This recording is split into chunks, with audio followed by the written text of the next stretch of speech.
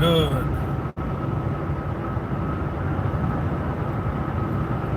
I think I'm really liking this early morning streaming, man. Got a long commute every damn morning, and if y'all anything up like me, man, if I can't watch boxing every damn day, I at least want to hear a motherfucker talking about it. So,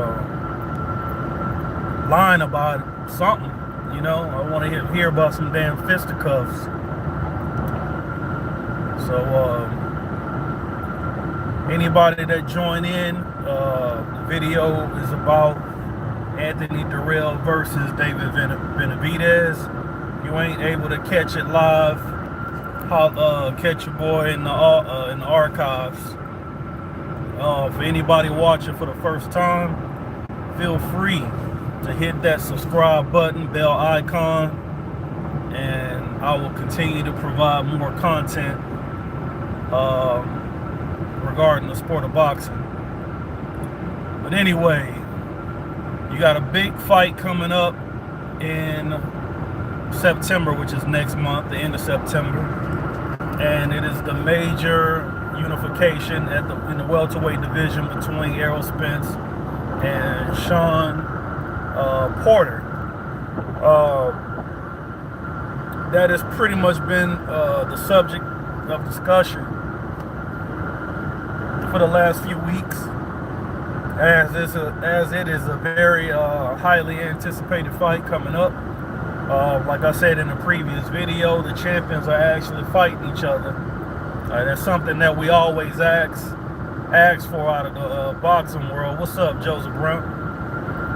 That's something that we usually ask for in the sport of boxing, is that the top fighters fight each other. Well, a lot of champions are facing each other now, and but one thing we're not giving attention to is the fight that's on the undercard, which is a co-main event between David Benavidez and Anthony Dirrell. And this is going to be a solid fight, rounding out a really solid card. So what do we know about these fighters? You know, one thing we do know is Anthony Dirrell, he was not touted as the more talented Dirrell brother way back in the game in the early 2000s. In the early 2000s, Andre Dirrell was the Dirrell brother that got all the attention. You know, he was an Olympian, bronze medalist. He had so much natural ability and raw talent, speed, power, athleticism, you know, natural reflexes, just great gifts. He could fight right-handed, he could fight southpaw. But when you look at the career of Andre Dirrell, it didn't go exactly how the writers and the pundits thought it would go. But Anthony Dirrell seemed to emerge from obscurity because he was rarely talked about, and he, you know, made a name for himself, even though he wasn't touted as the more talented brother, Dirrell brother.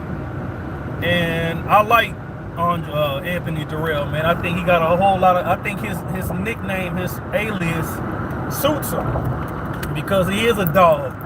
He do got that dog in him. Point blank period. This dude is tough as nails, man. And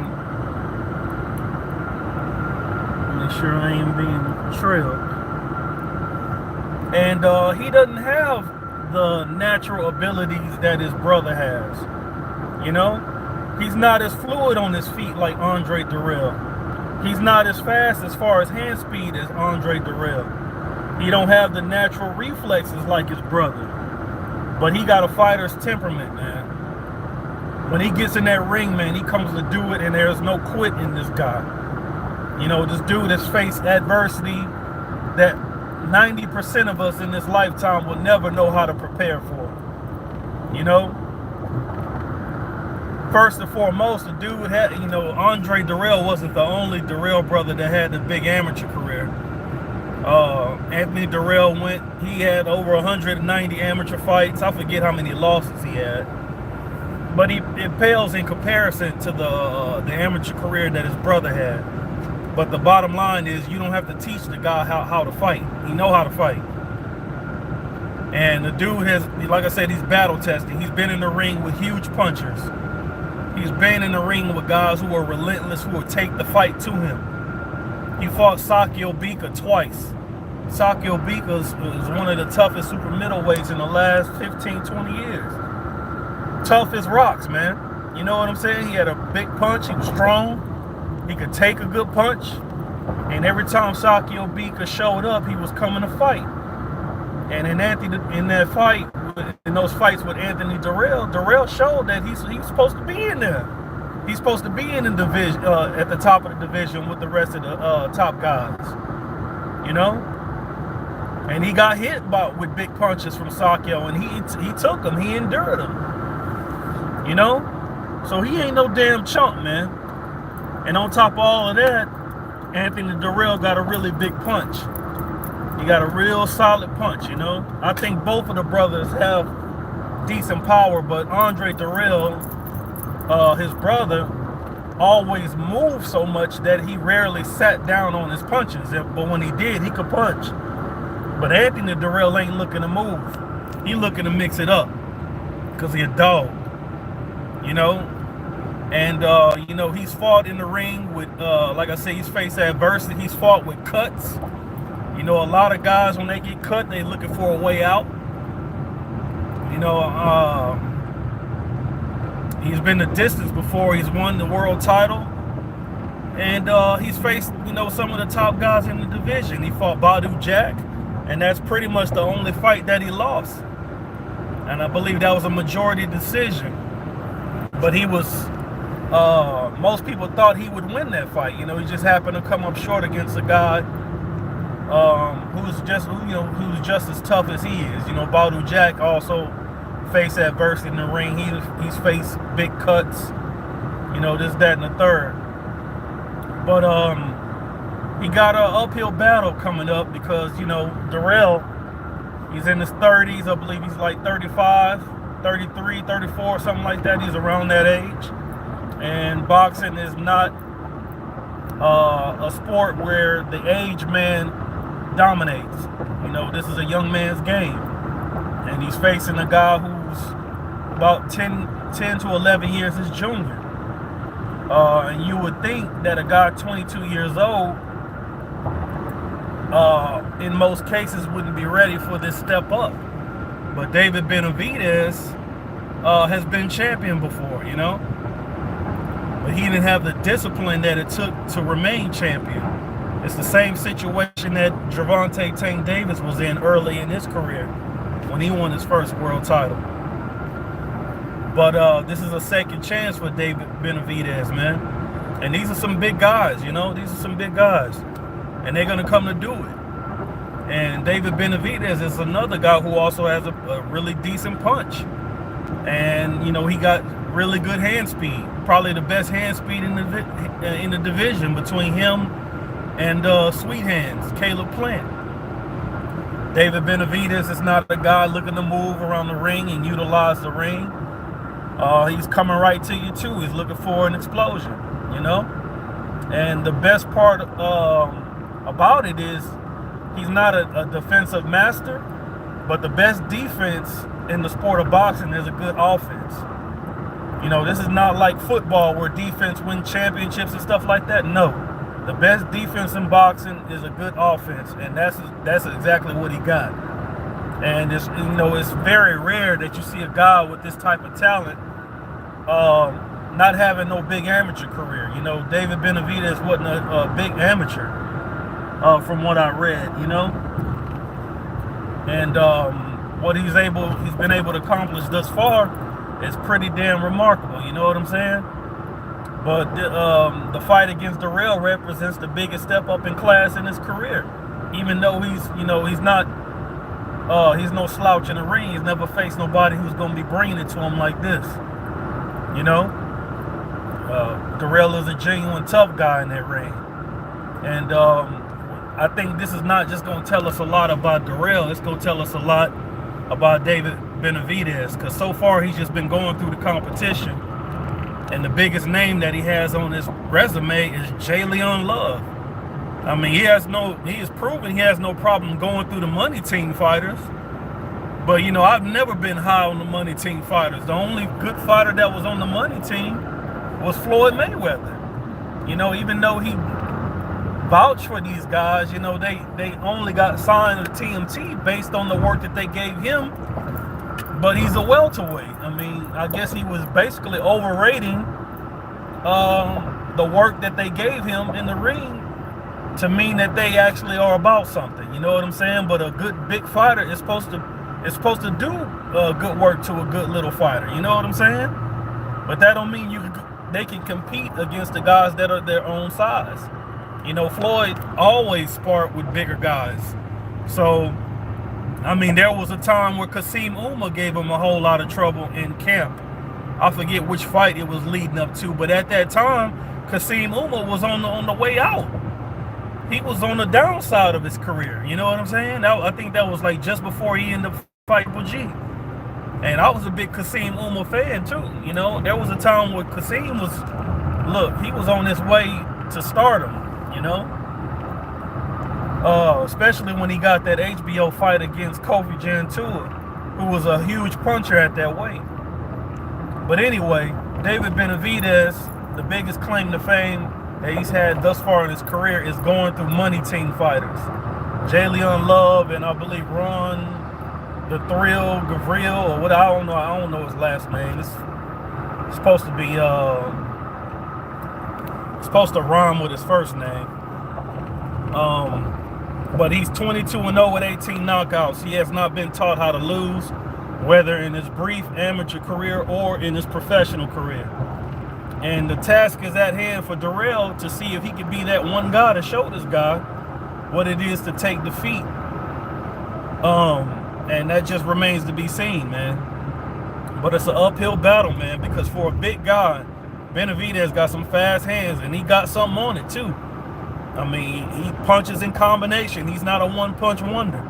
He's going to set you up, and once he finds the target, he's going to let his hands go. And that's one of the great things that a young fighter should be able to do in the ring. Adrian Broner. No one should have to tell a young fighter to let their hands go. You know, no young fighter should be in there throwing one punch at a time. Use your youth. Excuse me. Why not? You're only young once. Damn. So in this fight, man, it's a lot of factors that go into it.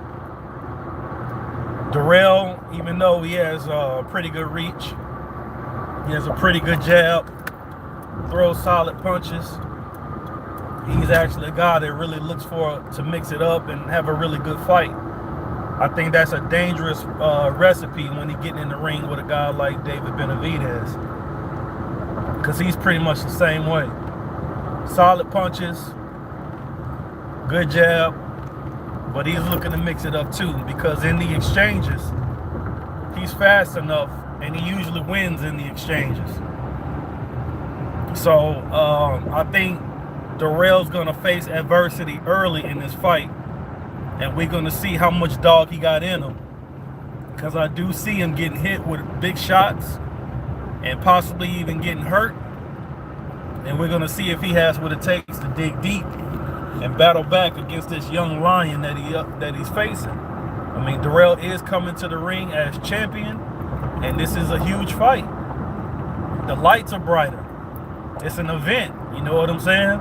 LeBron gonna be ringside, Kobe.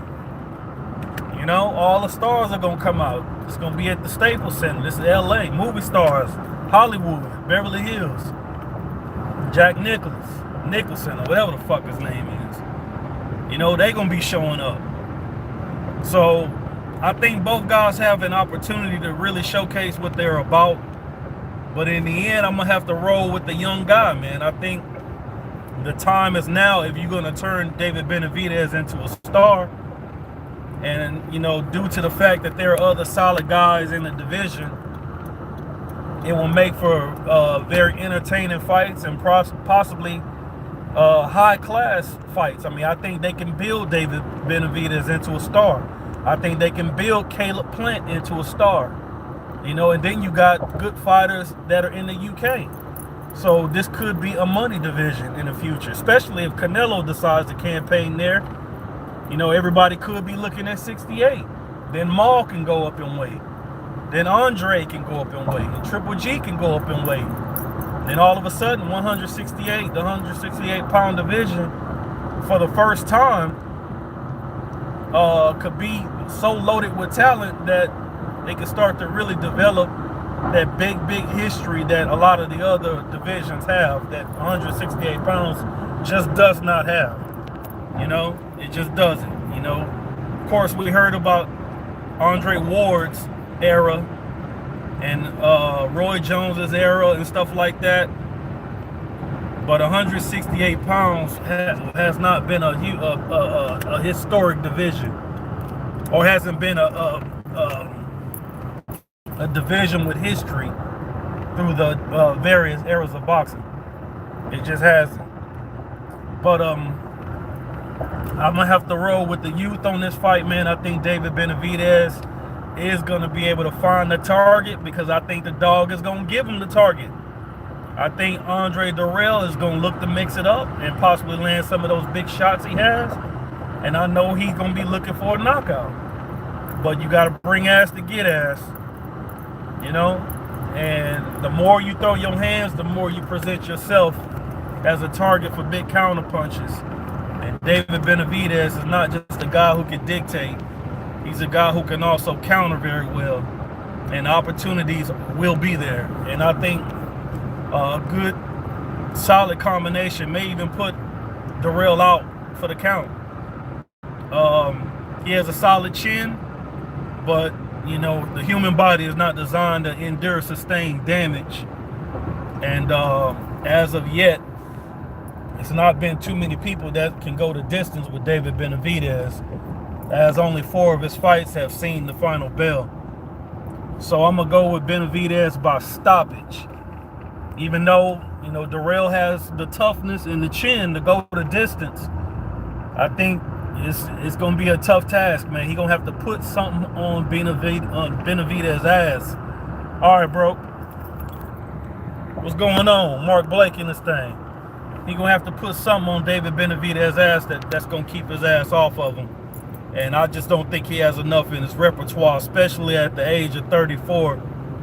I think he's going back down in rankings after this fight. So we'll see what happens. I got Benavidez for the win, and his second title, winning his second title in the division. How long will he stay at 68? Who knows? He may have to go up and weigh like Zerto did. Yeah, but it is what it is on that. What else we got out there? Much love to the fellas that's out there putting out videos. Shout out to the LDBC, of course. What else we got, man? What's next for Triple G? What is he gonna do? Oh, he's fighting Deverenchenko next. Okay, so that's a good look. We don't know what's going on with Andre. We don't know what's really going on with Canelo until paperwork gets signed.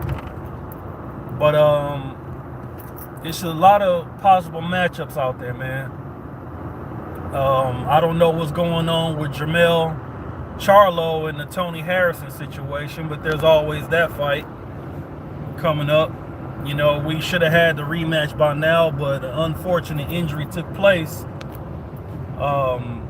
in that training camp, in Harrison's training camp, where he broke his leg or ankle or whatever, or some people think he's faking it in order to prevent the rematch from taking place.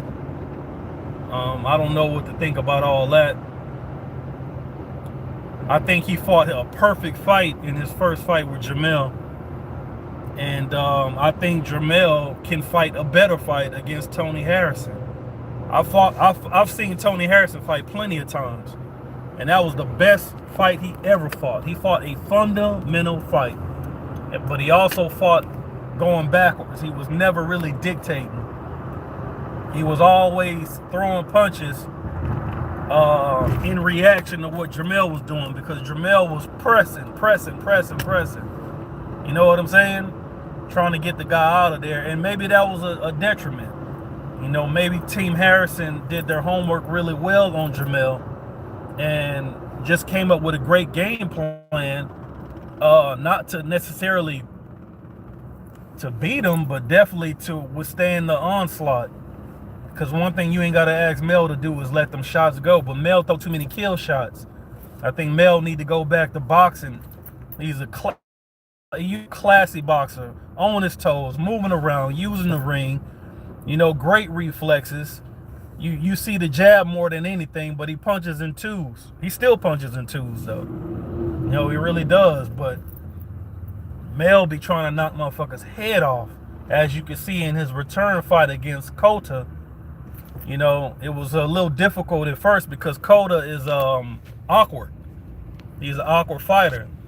But when Mel started touching that body, he opened his ass right up, and then it was good night, Irene, boy.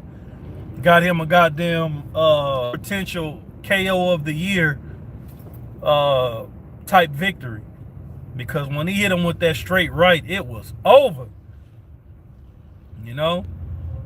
So we'll just have to see what happens whenever that fight gets signed, wherever it takes place, whether it's in Detroit, or if they bring it to the H, or maybe in Vegas, or they may be in New York. You know, the Barclays has proven that it's the premier venue for boxing. Man, what the hell happened over here? Oh man, I hope they alright. Hope they alright. Anyway, moving on.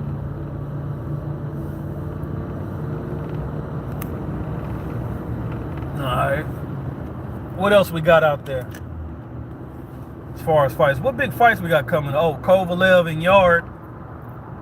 You know, I had picked Yarde to win the fight you know, I usually go with the guys with more experience, but I've been changing in my old age, man. You know, even though Kovalev is a dangerous guy, you know, I think I've hammered that issue several times over.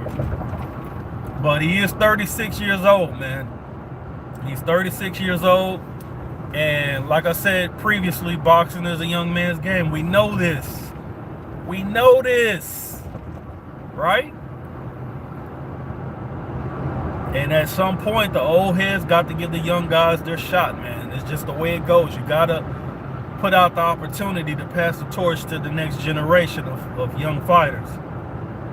And we all know that, you know, Yarde doesn't spar against, they don't bring in a variety of sparring partners in his camp.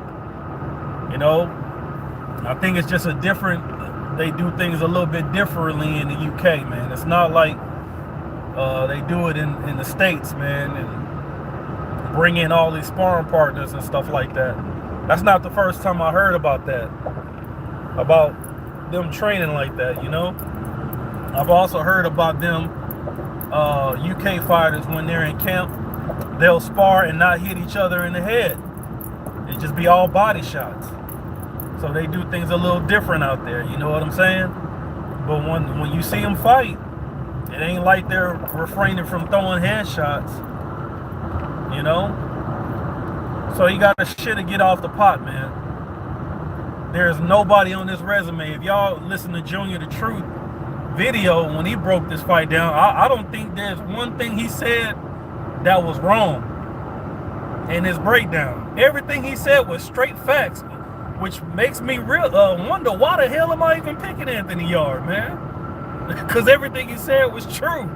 There's nobody on Yarde's resume that even remotely resembles a Kovalev as far as skill, as far as toughness, as far as accomplishments, you know, as far as attributes, everything. There's nobody there, you know. But Kovalev is 36 years old, and this is a young man's game, man. But Yarde is faster. He got natural reflexes. He's elusive. You know, he throws big shots in combination. He goes to the body, he goes to the head. He does move his head. You know, he doesn't fight upright like most. I hate to keep saying that about UK fighters because they have evolved. It's just a lot of them are still very upright in their fighting stance. You know, they got guys who box on the move. They got guys who can do a lot. Billy Joe Saunders box on the move. Tyson Fury is elusive. You know, Joe Calzaghe was a very good boxer who was difficult to find in there. So even though we always say it's a typical, it really ain't typical. Mark Blake says Yarde might be lucky since the Crusher has serious personal problems. That's what I was alluding to. You're absolutely right, man. Crusher got personal problems. He facing litigation. You know, he sexually assaulting women. I think he has another case where he broke in somebody's house or something like that. He lives a wild nightlife, man. And that's the reason why I picked against him. That's not the only reason. He lives a wild nightlife, right? Alcohol, partying, stuff like that. That shit takes a toll on you. And he's 36 years old. You a fighter, man. You a champion. You need your body to perform for you on the nights that you fight. And especially in your older age, you can't get away with the things that you did and the things that you did in your youth catch up with you in your older age. A fighter shouldn't be drinking at all. Guys like Bernard Hopkins, I don't even know if he still had a drink of alcohol. He is a real throwback. Guys like Mayweather, I know a lot of people don't like Mayweather, but he's another one. He would not put no impurities in his body.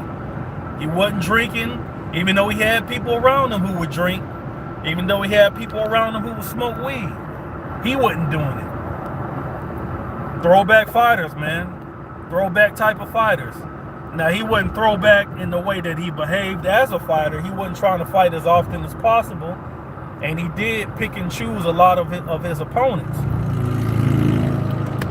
But still and so, this ain't a video about Mayweather. I can make one if y'all like. But still and so, as far as the way he treated his body and the way that he trained, and he was always prepared and he was always on weight. You know, he always respected his opponent and tried to take away the best things that they did well and make the fight easy. In that aspect, he is. You know? And Kovalev is not. Plus, oh shit, boy, I just cannot escape goddamn 12, man. And plus, Andre Ward put out the blueprint on how to beat this guy. Kovalev is very tender in his body, man.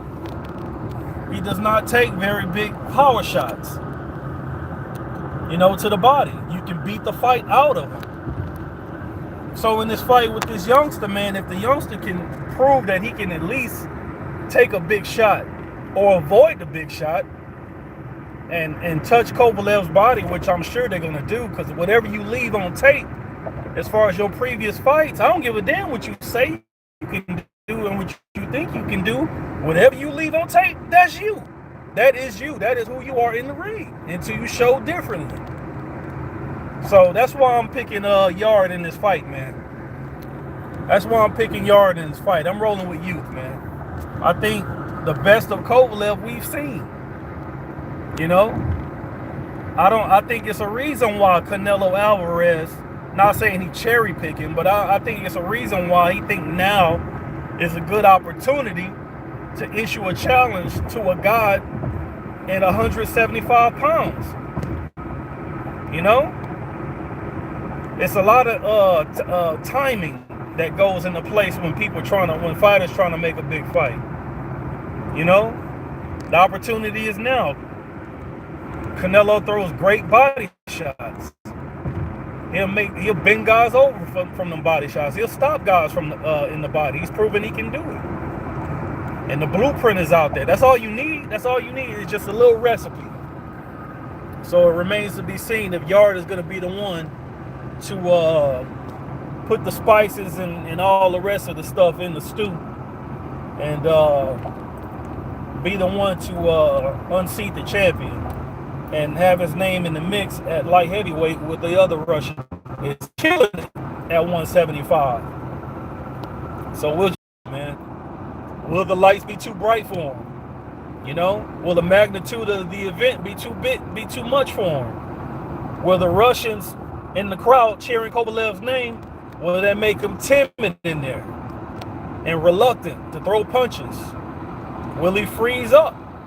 All of these are factors, man. And you can analyze it all you want to, but only the night of the fight is going to show you what's going to happen, man. Will the ring sort the facts out? Gil Cole's up in this thing. What's happening? So I just have to see about that, man. But I really think the young man is at a point where, you know, he's looking for a good challenge, man. And what bigger challenge can he find at this time, man? But like Junior said, man, what fight on his resume represented the step up in class prior to going for a world title shot? He don't have that. But like I said, boxing a lot of times is about timing. And maybe this is the right time for him to show what he got. And I think having a Kovalev on his ledger is not only it's a big step, but if he can pull it off, there's a step up. Because after that, he can go for anybody in the division, you know? And as of right now, Ward doesn't think he can do it. It's a lot of guys that don't think he can do it, you know? But the only way to prove those guys wrong is to walk it out between 1 and 12. And we're just going to see what's going to happen on that note, you know? So far, nobody's been able to really give him a test. Kovalev going to test him. But at the end of the day, Kovalev ain't made of titanium. He going to go through some thunder, man. He going to get hit. He a tough guy. And he's gotten off the canvas to win fights. He's knocked out plenty of people. And if his power is not respected, it could be good night Irene for young Anthony Yarde. So we'll have to see about that. All right, I'm gonna have to conclude this thing. I'm at the spot where I get all my cake, and I'll get with y'all next time. Appreciate y'all for stepping in. Make sure y'all stop by mandatorydefense.com. Check out your boy site. I'm updating it every day. Stop by facebook.com/comeoutfighting. Like the Facebook page. If this your first time seeing a video from Ashy Knuckles, hit the subscribe button, hit the bell icon. I'm coming with more content. Right?